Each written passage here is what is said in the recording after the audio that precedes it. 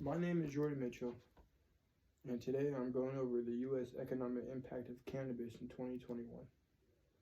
To start off with is cannabis taxes. Colorado Department of Revenue reported collecting over $423 million from sales throughout the year. Colorado has surpassed $2 billion in tax and fee revenues since retail shops opened in 2014. There has been a total of $10 billion in tax revenue for adult use cannabis sales in 2021.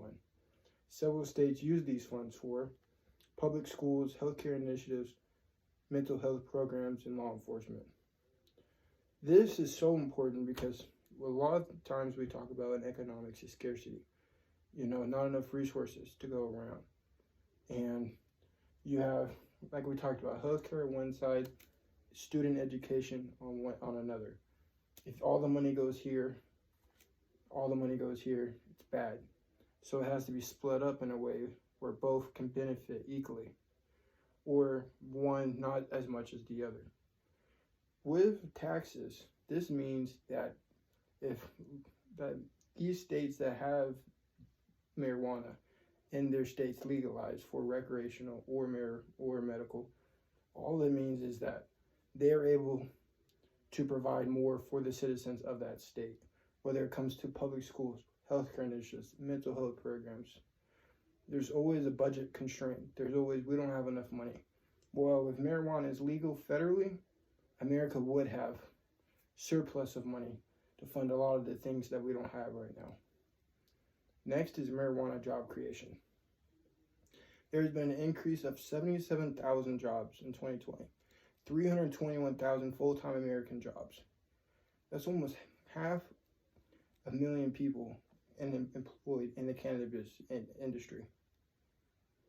And it's predicted that up to 2025, up to 600,000 people.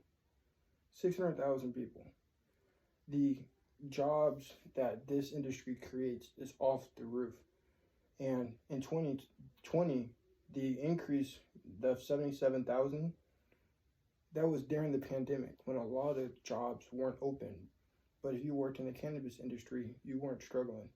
Maybe with sales a little bit, but not really, to be honest. I think cannabis industries is probably one of the industries that took one of the lowest hits because of COVID.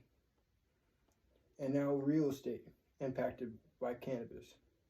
Property values increased by $17,000 in states where recreational marijuana is legal.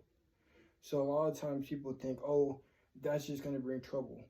The dispensary, it's going to bring a bunch of low-life people that smoke weed, but that's not the case. Not only does it boost the economy, but with jobs and with funding, but it boosts the economy in a way where if marijuana is legal in a certain place, more people flock to that place. And last but not least, cannabis-driven social equity. So the Colorado governor has granted pardons for 1,351 people convicted of possessing 2 ounces or less of marijuana. This is huge because there are so many people in prison right now affected by the war on drugs, by literally having less than 2 ounces, yet are in prison. I know a friend that was arrested for having a gram of weed and almost had his license suspended. He may have had it, I forgot. But I know he almost did. So I think that if more governors would do this, say, hey, our state is legal, so what we're going to do is we're going to pardon the people that have 2 ounces or less. So many people could be out of prison and free. And currently, 34 states have legalized marijuana in some capacity. 16 states remaining. Is it going to take 16 states for the U.S. government to say, hey, let's legalize marijuana medically first, then recreationally? What does it take?